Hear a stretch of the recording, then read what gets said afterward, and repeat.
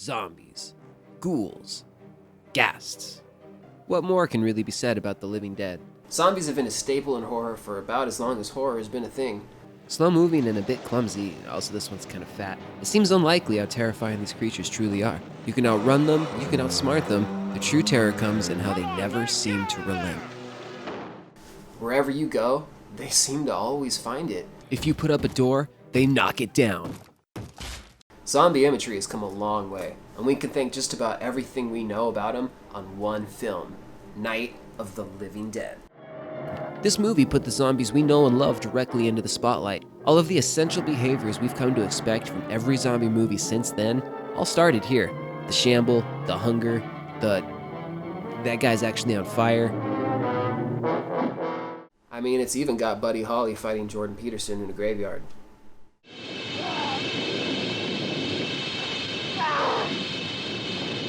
I want to talk about more recent zombie films that I've seen.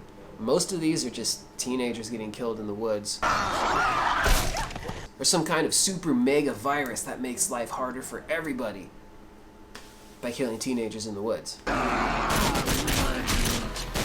There's been a really sharp decline in originality. I mean, look at this. I mean, this one's alright. It's a fucking zombie birthday. Some of them have their moments, I guess.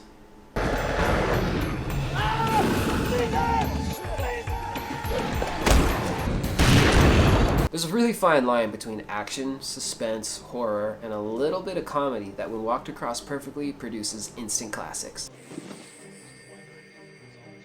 Excuse me? These films shaped my childhood. I remember watching them constantly, but only with the lights on, and during the day. Even so, there was something magnetic and enticing with these films that I just couldn't stay away from. Business is good. There's some sort of undeniable charm about the characters that you just couldn't help but root for. How's that for a slice of fried gold? Yeah, boy! But I think a little something that a lot of these films were missing is that ultra-violence that, in wrong doses, kind of cheapens the film. But I think when done right, really brings it up to the next level. Lawnmower Zombie is next level as fuck. My point stands. Zombies have shuffled their way into a lot of popular culture, particularly video games. Namely, Resident Evil. These games were scary, innovative, and brought a lot of attention to the survival horror genre of gaming, which up to that point was largely ignored. And then things got kind of weird.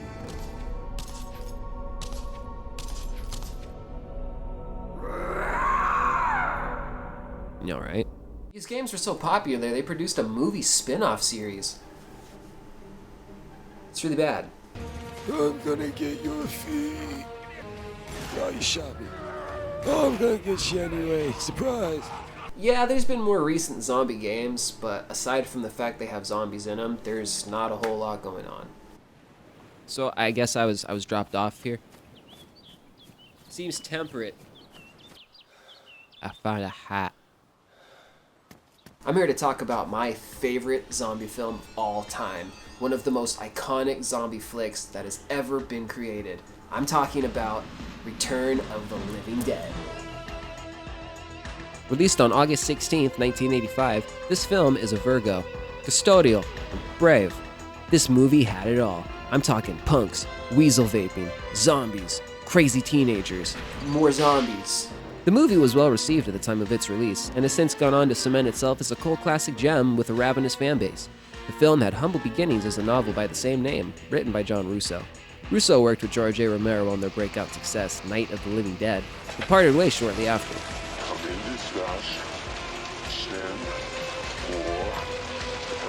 Dan O'Bannon directed and introduced a lot of the dark comedy aspects of the movie, helping the film to carve out its own path and voice in the genre that would ultimately come to be dubbed zombie. Ain't you never been to a funeral?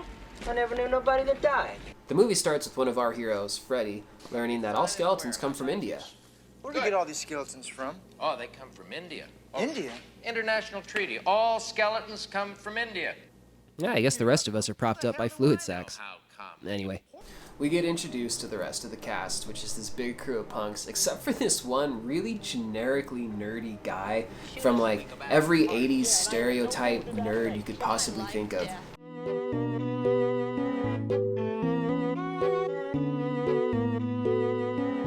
I like death with with sex. How about you, Casey? You like sex with death? Yeah, so fuck off and die. So what we're gonna... This movie actually mentions Night of the Living Dead. Did you see that movie, Night of the Living Dead?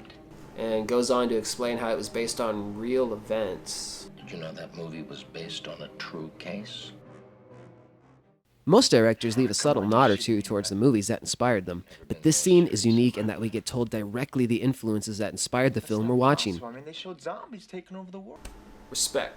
We learn in the basement of this building that there's a canister of anti-stoner gas.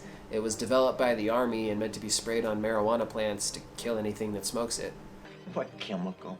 2,4,5-trioxin, it's called. If that's not the best plot you've ever heard, you're a liar. And they kept it a secret. In true horror film fashion, our heroes decide to get all up in that business. I mean, they really get up close to it, because why wouldn't you, right? Hey, these things don't leak, do they? Leak? Hell no. These things were made by the U.S. Army Corps of Engineers. It breaks. So here we are at the party scene, in a graveyard. A part's gonna be super important later on in this zombie flick.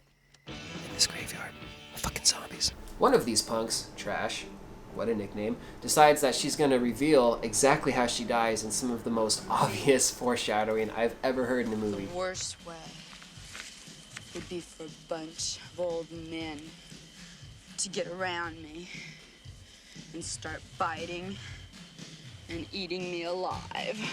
Immediately after that, she strips naked and begins to dance on top of a casket. I'm not gonna show it. Our heroes awaken with the nastiest case of cottonmouth ever. I mean, seriously, dude, get some water. Fortunately, some of that anti-stoner gas is soaked into a cadaver and reanimated it. This scene plays out almost exactly like I suspect it really would. They act just like regular people. No heroes here. How am I gonna stop it from moving? What's the matter with you, Frank? And it's not like they're incompetent either. They knew immediately that they had to destroy the brain or remove the head to kill the zombie. In the first 5 seconds of the encounter, they grasp the Achilles heel of the zombie menace and know exactly how to handle it. In that movie, they destroyed the brain to kill him. Is that what they did? The brains, right? So they browse their warehouse for an appropriate weapon to destroy the zombie with. Yeah, I'm sure there's hammers and saws laying around. Here, hold this, Frank. Oh. They found a fucking pickaxe?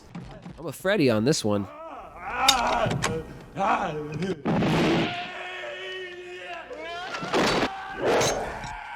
Okay, he's not dead, so let's just turn the fucking channel because this is getting a bit too horrific. Yeah, that's me. On my first day. Gosh, what a mess. Ernie, you old Nazi bastard. No, wait, I'm serious. There's been a lot of fan theories confirming that that man is in fact an ex-loyalist of the Third Reich. Like that music he was listening to, that was written for the Africa Corps. That was their theme song. In addition to that, he has a picture of Eva Braun on the wall and a Walter P-38 on his hip. You know the one. Das ist das Geräusch einer Wald. All the evidence stacks up to that man fleeing Nazi Germany and riking it up in Kentucky. After Bert tries and fails miserably to convince Ernie that each one of those individual bags contains rabid weasels. Rabid weasels. They decide the best course of action is to just burn everything up, because if there are no pieces left to come for you, then everything will go back to normal. Dust to dust. Right up the chimney it goes to create nice little clouds to rain anti-hot weasel stoner gas directly into the corpses of the freshly dead and the dead that have been there for a long time, but are still very clean. Spooky, scary skeletons and shivers down your spine. The rain soaks into the cadavers and gets them all high on murder. That's some obvious foreshadowing. Let's jump forward a little bit to one of the best scenes in the movie.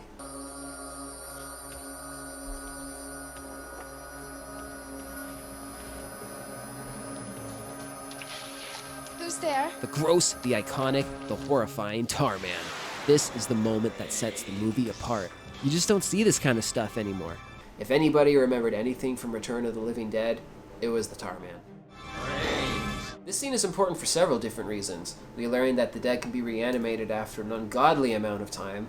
We've also learned that the dead aren't just machines. Tarman here devises a fucking plan like the most disgusting Goonie ever. That is a real spooper. I give a 4 out of 5 spooks.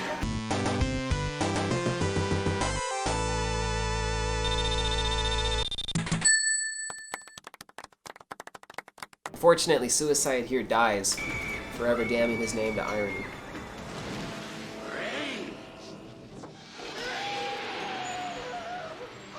The punks and the morgue crew eventually meet up, combining both storylines and allowing this thoughtful character exchange. Are you crazy? Are you on PCP? Nobody's on any drugs, man. Just let us in. Let's see what it's looking like outside. Not so good.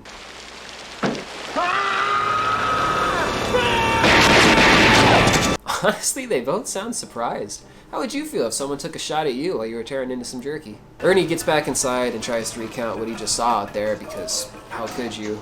The group listens and they collectively decide on hard pass. What the hell? After a little surf pop montage, the gang manages to barricade themselves into the morgue with the dead outside trying to get in. The irony is subtle.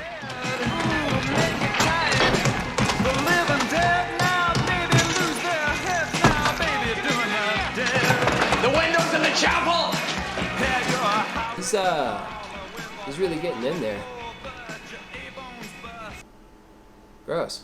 Freddy here is getting a first-hand experience of what it feels like to be dead. For all the slapstick comedy and over-the-top gore that this movie's been producing, there are a few scenes that are genuinely creepy, and this is one of the best ones. I got a really fucked headache. Then my stomach started cramping up. Now my arms and legs are cramping. Oh, guy's back looks like a fruit roll-up. Mohawk Punk here ends up getting pulled through the window and taking one for the team. It's sad. His death wasn't in vain, though. I mean, they managed to capture one alive. Why? I want to examine it. You make sure it's tied right. This is one of those scenes I'm talking about that's genuinely creepy. We learn right here that the dead have motivation. Eating brains. How does that make you feel? It makes the pain go away. They have reason for doing what they're doing, and not only that, they're suffering. I can feel myself rot.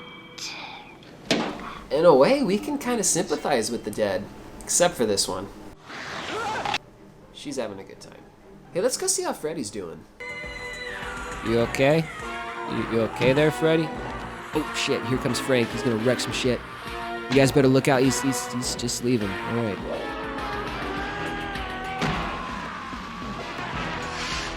Oh man, it's a good thing Ernie had a can of pocket acid, huh? Shisha! Pocket sand! Yeah. And this is about the part in the movie where things really start to go downhill for our heroes. Bert here has been tasked with two very difficult decisions. On one hand, he can take on the zombies with his plot armor, carve a path for his allies, be a hero, and save the day. On the other hand, run like a bitch.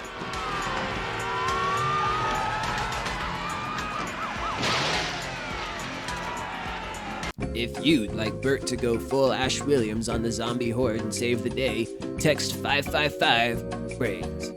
If you'd like Bert to run like a bitch, please text 555-MORE-BRAINS. The results are in.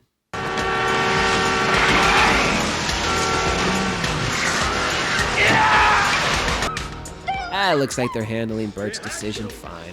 Let's go check on Freddy. Marco! Oh my god, don't say Polo. You had to go and say Polo.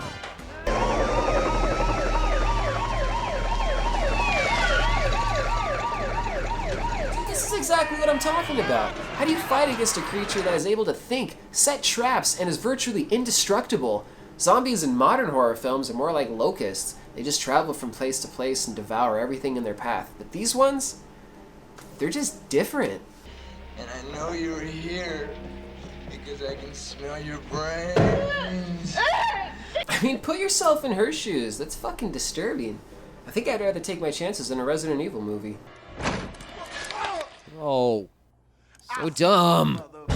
Our heroes decide to call the number on the anti-stoner tank that they should have called immediately in the beginning. It transfers them to the U.S. Army and some guy with monogram PJs. Who's gonna make it all go away? Hello? Yes, put him on. Mr. Wilson, where are you calling from?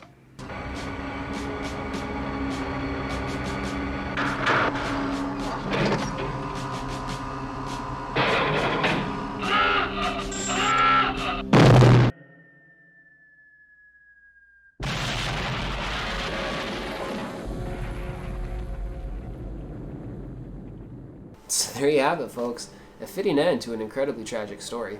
This movie's gone on to influence zombie pop culture in an immeasurable number of ways. I know I've seen films that have alluded to destroying the brain to destroy the zombie. That all started here. Good zombie movies tend to come and go, but the classics stay firmly rooted in a special place and time that's frozen and untouchable from critical view. If I had to sum this movie up in 2 words, I guess it would be more Rage.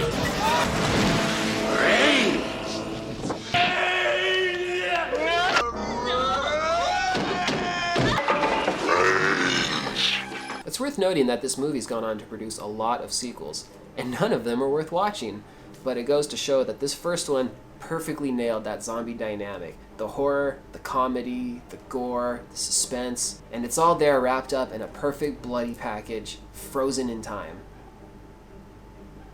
Wait, what did he say? Wait, if this is based on a real story, then that means...